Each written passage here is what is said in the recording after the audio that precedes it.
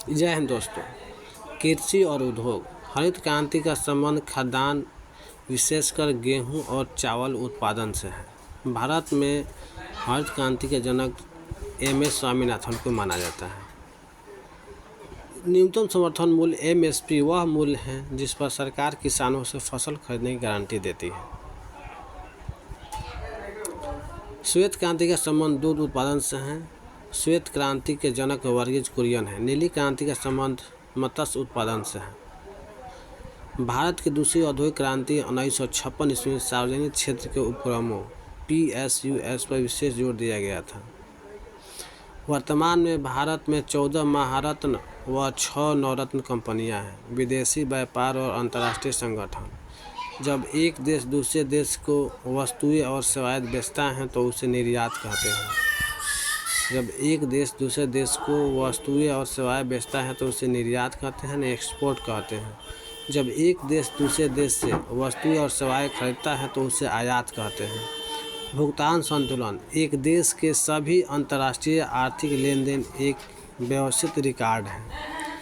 प्रत्यक्ष विदेशी निवेश FDI में विदेशी कंपनियां भारत में उत्पादन इकाइयों की स्थापना करती हैं और भारत की कंपनियों का शेयर खरीदकर उसे अपने लिए उत्पादन करने की क्षमता को बढ़ाती हैं।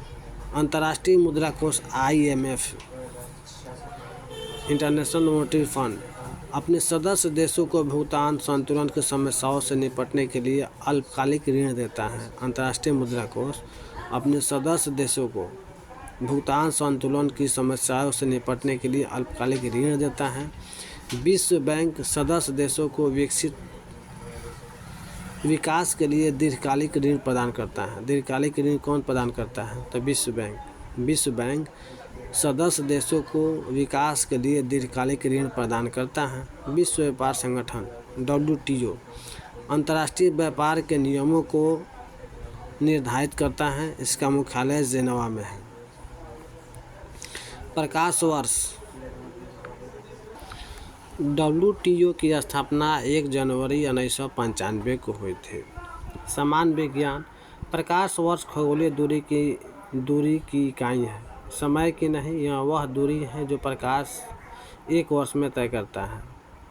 न्यूटन की गति का पहला नियम, जिसे जड़त्व का नियम भी कहा जाता है, यह बताता है कि कोई वस्तु तब तक स्थिर या एक समान गति में रहती है जब तक उस पर कोई बाहरी बल न लगाया जाए। किसी डूबी हुई वस्तु पर किसी तरल पदार्थ द्वारा लगाए गए ऊर्ध्व बल यानी ऊपर की तरफ बल को उत्प्लावन बल कहा जाता है। यह सिद्धांत आर्किमिडीज के द्वारा दिया गया था। वॉशिंग मशीन का कार्य अपकेंद्रण के सिद्धांत पर आधारित है, जो आकार और घनत्व के आधार पर एक विलय से कणों को अलग करता है। Thank you. पिष्ट तनाव किसी द्रव का वह गुण है जो उसे बाहरी बल का विरोध करने की अनुमति देता है। पिष्ट तनाव बाहरी बल का विरोध करने की अनुमति देता है। इससे वह एक तनी हुई लोचदार सीट की तरह व्यवहार करता है, जैसे कीड़ों का पानी पर चलना। कीड़े पानी पर किस बल के कारण चलते हैं? पिष्ट तनाव के कारण चलते हैं। ध्वनि तरंगें अनुदैर्ध्य तरंगें होती है। ध्वनि तरंगें अनुदैर्ध्य तरंगें हैं। अनुदैर्ध्य तरंगें हैं ध्वनि तरंगें। ध्वनि तरंगें जिन्हें यात्रा करने के लिए एक माध्यम की आवश्यकता होती है और वे निर्वात में यात्रा नहीं कर सकते हैं। यानी ध्वनि को निर्यात करने के लिए, ठीक है, ध्वनि को यानी एक स्थान से दूसरे जाने के लिए, यात्रा करने के लिए उसे माध्यम की आवश्यकता होती है। ध्वनि की प्रबलता उसके आयाम से निर्धारित की जाती है। ध्वनि की प्रबलता निर्धारित की जाती है आयाम से, जबकि उसका तारतम्य उसकी आवृत्ति से निर्धारित किया जाता है। ध्वनि का तारतम्य उसकी आवृत्ति से निर्धारित किया जाता है। बार बार परावर्तन के कारण ध्वनि की दृढ़ता को अनुरणन कहा जाता है। बार बार परावर्तन के कारण पूर्ण आंतरिक परावर्तन, इसे रिवर्स रेडिएशन कहा जाता है। पूर्ण आंतरिक परावर्तन वह घटना है जो हीरो की चमक और ऑप्टिकल फाइबर के कामकाज के लिए जिम्मेदार है। आकाश का नीला रंग वायुमंडल में अणुओं द्वारा सूर्य के प्रकाश के रेले प्रकीर्णन के कारण होता है।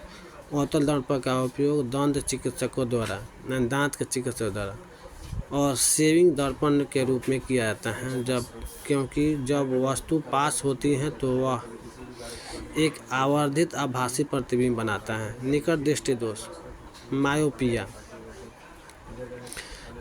को अवतल लेंस का उपयोग करके ठीक किया जाता है, जबकि दूर दृष्टि दोष को उत्तल लेंस का उपयोग करके ठीक किया जाता है। इंद्रधनुष पानी की बूंदों द्वारा सूर्य के प्रकाश के विक्षेपण, अपवर्तन और पूर्ण आंतरिक परावर्तन के कारण बनता है। पृथ्वी से पलायन वेग 11.2 किलोमीटर प्रति सेकंड होता है, जो किसी वस्तु के पृथ्वी के गुरुत्वाकर्षण प्रभाव से बचने के लिए आवश्यक न्यूनतम गति है। पृथ्वी गुरुत्वाकर्षण प्रभाव से बचने के लिए न्यूनतम आवश्यक गति कितनी है? 11.2 किलोमीटर प्रति सेकंड है। गुरुत्वाकर्षण के कारण त्वरण जी का मान ध्रुव पर अधिकतम और भूमध्य रेखा पर न्यूनतम होता है। गुरुत्वाकर्षण का मान सबसे अधिक, गुरुत्वाकर्षण के कारण त्वरण का मान ध्रुव पर सबसे अधिक और भूमध्य रेखा पर न्यूनतम होता है। पास्कल का नियम कहता है कि एक बंद तरल पदार्थ पर लगाया गया दबाव तरल पदार्थ के हर हिस्से में बिना कम हुए संचालित होता है। यह हाइड्रोलिक लिफ्ट के पीछे का सिद्धांत है। बर्नौली का सिद्धांत बताता है कि हवाई जहाज के पंख लिफ्ट क्यों उत्पन्न होते हैं। तेज गति वाली हवा में दबाव कम होता है। कम होता है। ट्रांसफार्मर केवल प्रत्यावर्ती धारा AC पर काम करते हैं और पारस्परिक प्रेरण के सिद्धांत पर काम करते हैं।